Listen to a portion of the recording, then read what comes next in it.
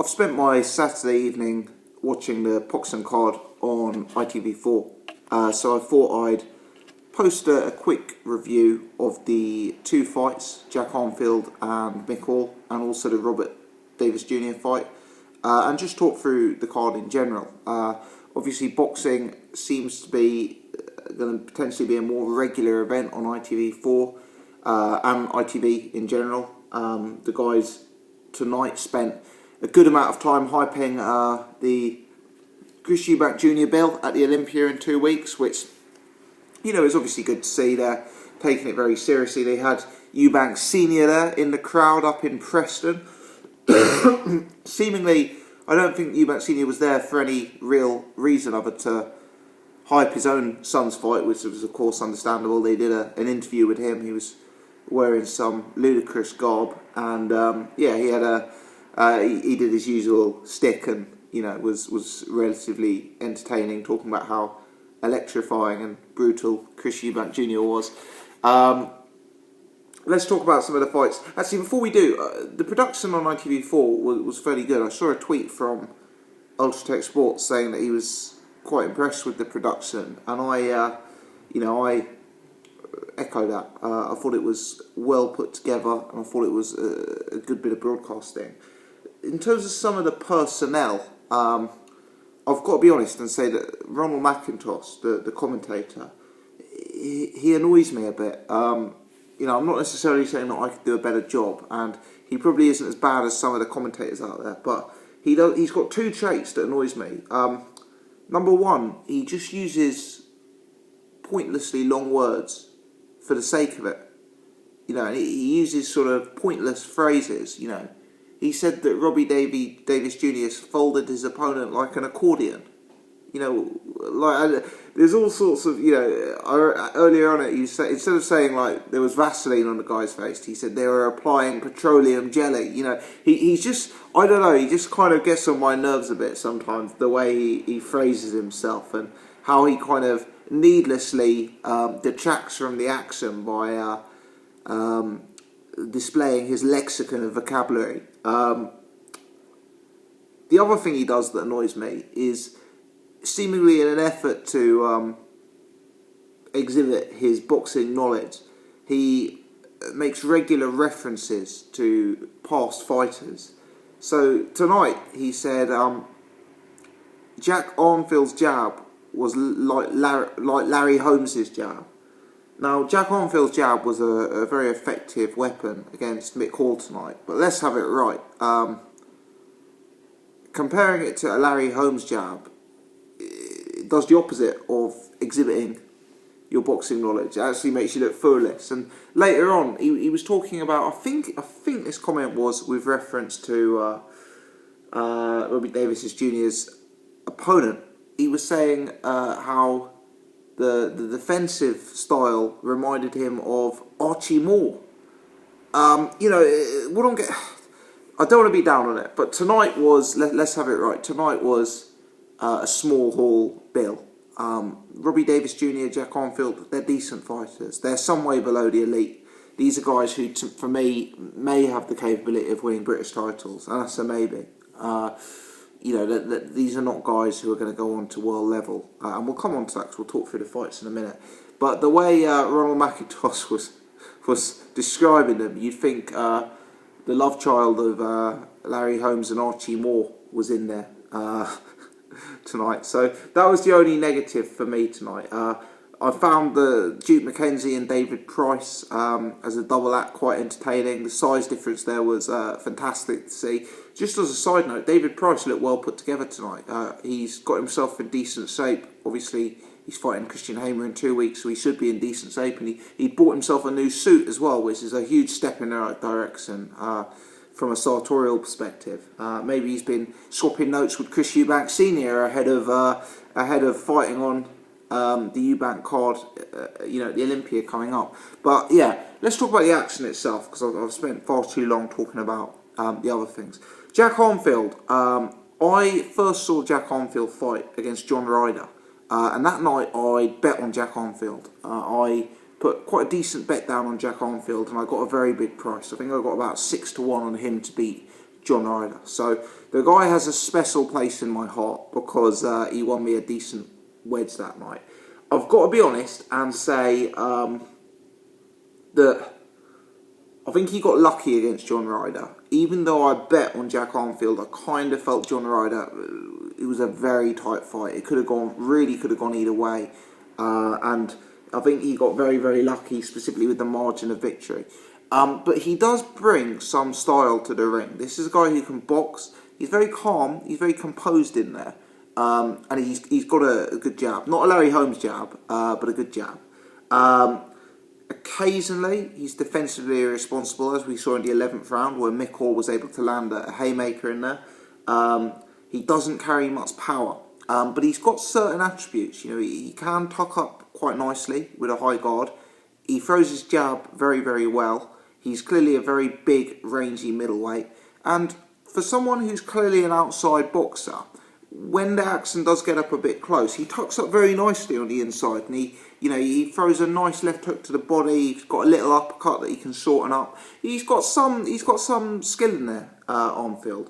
I really, the first round I scored it to Arnfield. I thought he could be in for a tough night. Mick was coming in low, he was giving loads of head movement, but really Arnfield controlled the pace, dominated the centre of the ring, established that jab early on and kept pumping it out consistently, and really he showed to be the better man. I think after 5 rounds I had Arnfield probably 5-0 up, and with the exception of 1 or 2 rounds that could have maybe gone either way, it was quite a dominant performance from Arnfield, stopping his opponent just before the 12th round due to a pretty unpleasant looking swelling that had occurred on the forehead of Mick. So I hope Mick alright. There's actually a relatively decent domestic division mix at middleweight. If I was just having a look at BoxRec earlier on actually, and just talking about guys who are active in that middleweight division domestically. Obviously you've got John Ryder versus Adam Etches, who are fighting on the Eubank undercard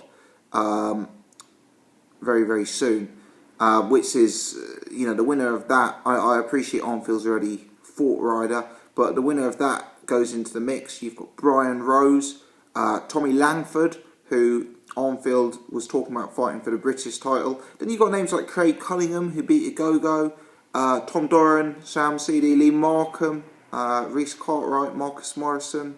There's a few names in the mix there domestically, and I don't expect any of those guys to necessarily go and be world beaters. But if you throw Arnfield into the mix, Craig Cunningham did impress me against the Go-Go, but I think he's a light middleweight really, rather than a middleweight.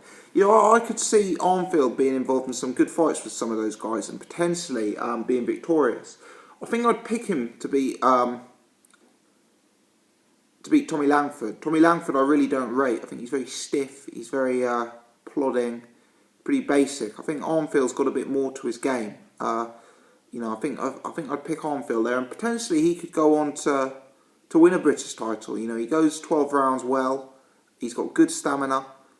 He's just got to stay switched on in there and really, really use that jab, and maybe that'll be enough to actually get him to a British title. For me, he doesn't have the power and he doesn't have the roundedness to go above that level. I think there'll be guys who get him inside the pocket, grind him down and break him, at any sort of level higher than that. Certainly if you look at guys like Chris Eubank Jr., I think they'd just be able to stop him inside 3 or 4 rounds, because I think they'd just find gaps and, just overwhelm him. I think he's very much the sort of guy who needs to fight at a controlled pace and at a controlled distance. But a good fighter, and he's a guy who I personally enjoy his style as someone who appreciates the pure boxing game. As for Robbie Davies Jr. in the main event, I'm sorry, I've forgotten the guy's first name. It might have been Zoltan Szabo. I wasn't impressed by Robbie Davies Jr. This was the first time I've seen him fight tonight. And he was talking about wanting to fight for a world title. I think at one point the commentators made the ludicrous comment that he was ranked number 6 with one of the governing bodies. WBA had him as the number 6 light welterweight in the world. and then one of the boxing magazines, whether it's Boxing Monthly or Boxing News, had him as the 10th best light welterweight in Britain. So I don't know how you can be the 10th best light welterweight in Britain and the 6th best light welterweight in the world at the same time. But hey, that's the sport that we all love. But yeah, Robbie Davies Jr. looked solid. He looked proficient. He looked English to British level. I appreciate the opponent he was in with was very slippery, very awkward. But Robbie Davies was wild in there. For me, he was loading up too much with single shots. He wasn't double jabbing his way in. The switch hitting was ill thought out, not very strategic, a bit pointless. He was wild. He was made to look inaccurate.